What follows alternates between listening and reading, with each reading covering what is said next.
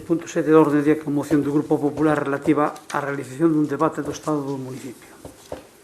Voceiro popular ten a palabra. Grazas, señora alcaldesa. Ben, como ben saben, o control e a fiscalización dos grupos que conformamos a corporación ao Executivo Municipal é unha das labores principales, é unha das ferramentas que temos para poder utilizar.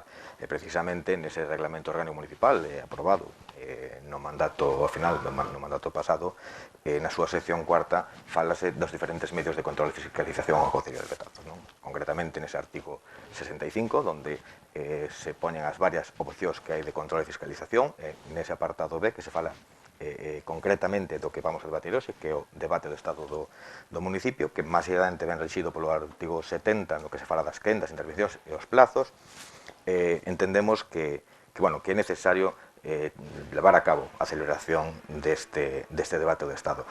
Somos conscientes de que, como marca o reglamento, de que tratase dunha ferramenta dun debate que se ha de celebrar, como así marca o reglamento, nos 2 primeiros meses de cada ano, non?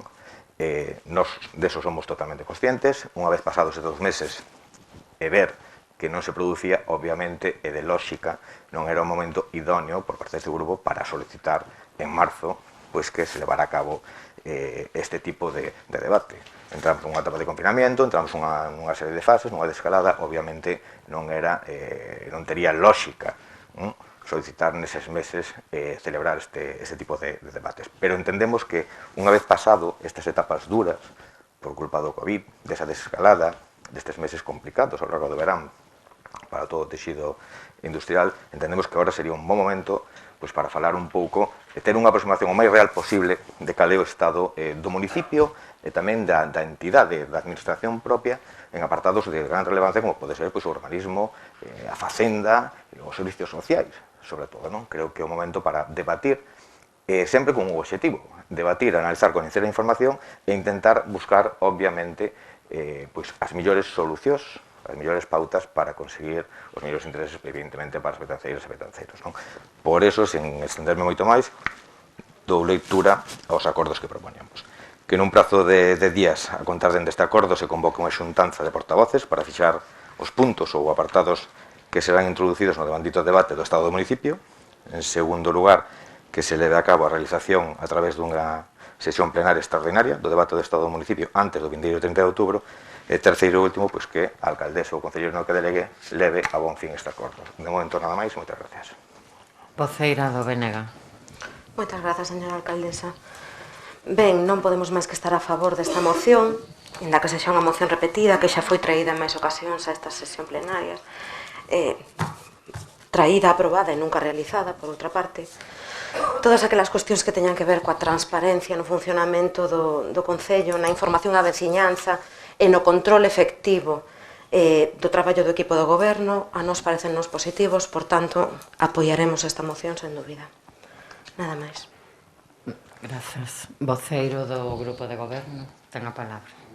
Calquera iniciativa encaminhada en dotar de maior transparencia, maior participación nos asuntos que afectan ao municipio ou incluso confrontación de distintos puntos de vista ou de distintas políticas ou prioridades de gobernanza de cada grupo que conformamos esta corporación, pois é un exercicio sano, un exercicio necesario e ben recibido por este equipo de goberno.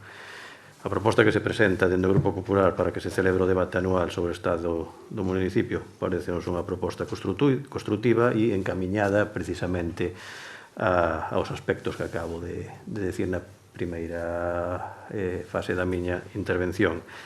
A forma de celebrar este debate ben recollida no Regulamento Orgánico Municipal, regulamento aprobado no anterior mandato, regulamento redactado por este grupo e no que se deu participación a quen así o estimou, e no dito regulamento, concretamente no seu artigo 70, regúlase como debe de celebrarse o debate sobre o estado do municipio, que abriría a alcaldesa coa súa exposición, que seguiría con unha primeira quenda de intervención dos voceiros e das voceiras dos distintos grupos para, a continuación, a alcaldesa dar unha réplica, seguiría unha segunda quenda de intervencións e pecharía o debate a alcaldesa.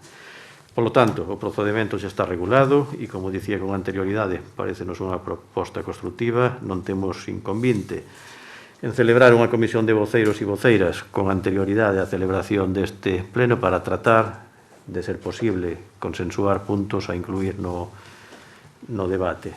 Dende que se aprobou este regulamento, é a primeira vez que se trae a pleno unha iniciativa neste senso, que tampouco é necesario que se traia, posto que está aí recollido no propio regulamento, e como ben é certo, non eran os momentos máis axeitados no mes de marzo, no mes de abril ou no mes de maio, en pleno estado de alarma ou desescalada, aínda que agora estemos vivindo momentos difíciles. Parécenos que é un momento que perfectamente se pode dar este debate ou calquer outro tipo de debate, polo que, insisto, dende o punto de vista deste grupo é unha moción totalmente constructiva e é bon que se realicen este tipo de debates, polo tanto, o noso voto vai a ser favorable. Voceiro popular, ten a palabra. Grazas, señora alcaldesa. Ben, en primeiro lugar, pois obviamente agradecer o voto favorable por parte dos restos dos grupos que conforman a corporación. Reiterar un pouco, entendíamos naquel momento que non era lóxico solicitar aquelo. Non quere dicir que, digamos, ahora que estamos no millor momento para tal, pero sí que é un momento, pois, oportuno para ver un poquito, sobre todo, despois de pasar todo o que pasamos, pois, a ver un poquito, pois, este estado e debatilo sempre con un obxectivo de ben, buscando sempre o interés dos veciños.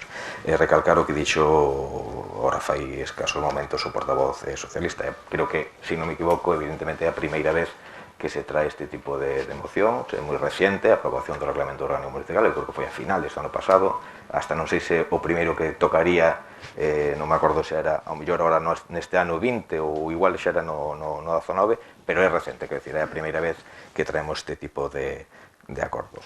Reiterar o agradecemento do voto favorable. Nada máis e moitas gracias. Voceira nacionalista. Voceiro... Ben, pois, señor secretario, enténdese aprobado por unanimidade. Punto seguinte.